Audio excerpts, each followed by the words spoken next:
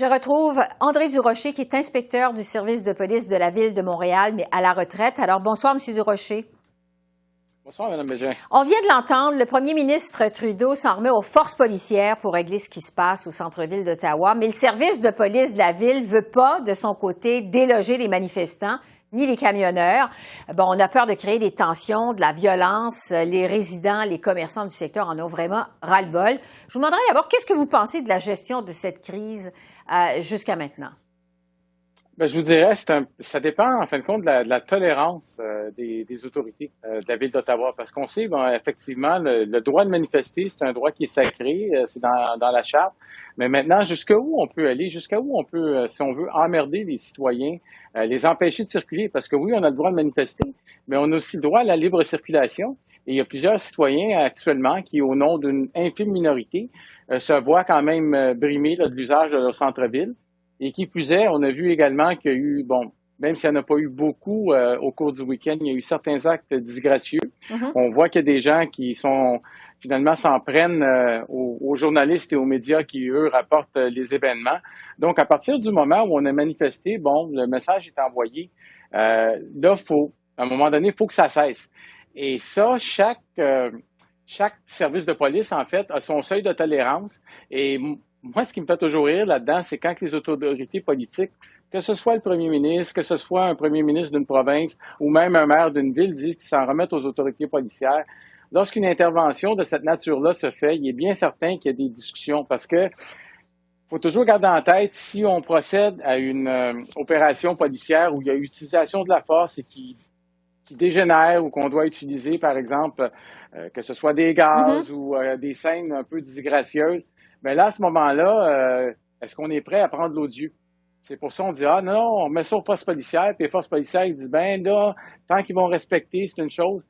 Mais le meilleur conseil que je donnerais peut-être à la population d'Ottawa, c'est de mettre de la pression sur leurs élus, parce qu'à un moment donné, les gens en ont ras-le-bol. Oui, parce que, bon, vous dites qu'il faut que ça cesse, il faudrait mettre de la pression sur les élus, mais c'est à la police d'intervenir, juste pour être clair.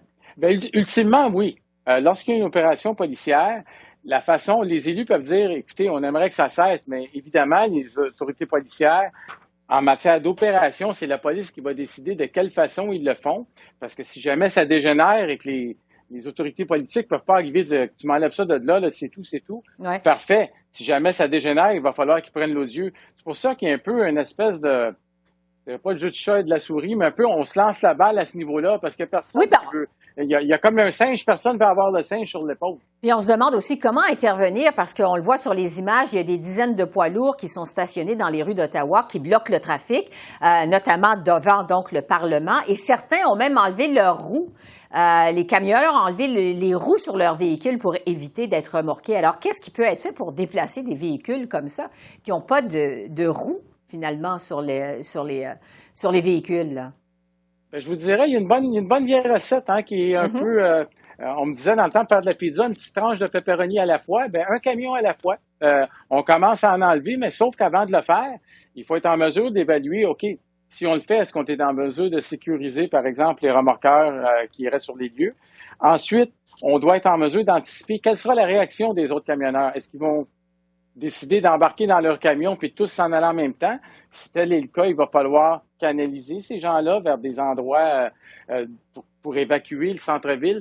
Donc, c'est tous les différents scénarios que les services de police doivent évacuer qui vont bien au-delà de simplement remorquer un camion. Ouais. Cela étant dit, je trouve qu'ils font preuve d'une très, très, très grande patience. Oui, et pendant qu'on est patient, il y a d'autres convois de manifestants qui disent se diriger vers Québec, la capitale provinciale, pour bloquer aussi des rues, protester devant l'Assemblée nationale cette fin de semaine. Le maire de Québec dit qu'il va être pas aussi patient que les autorités ici le sont à Ottawa.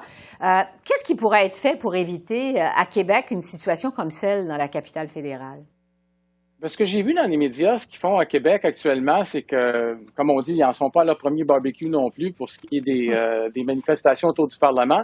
Je disais qu'on va prévoir des espaces pour les camions pour qu'ils puissent manifester.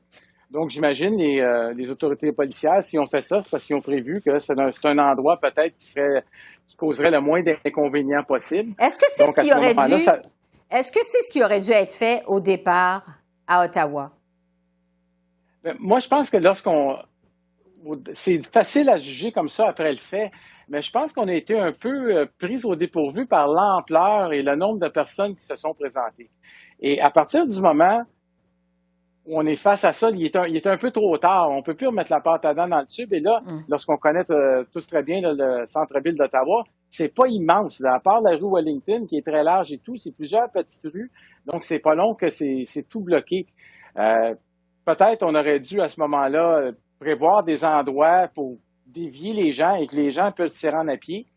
Mais là, cela étant dit, comme je dis, c'est toujours facile après le fait plutôt qu'avant. Parce que, bon, c'est un siège qui se poursuit depuis maintenant presque 6 jours à Ottawa. André Durocher, inspecteur du service de police de la Ville de Montréal à la retraite, je vous remercie de ces précisions. Merci beaucoup. C'est un plaisir. Au revoir.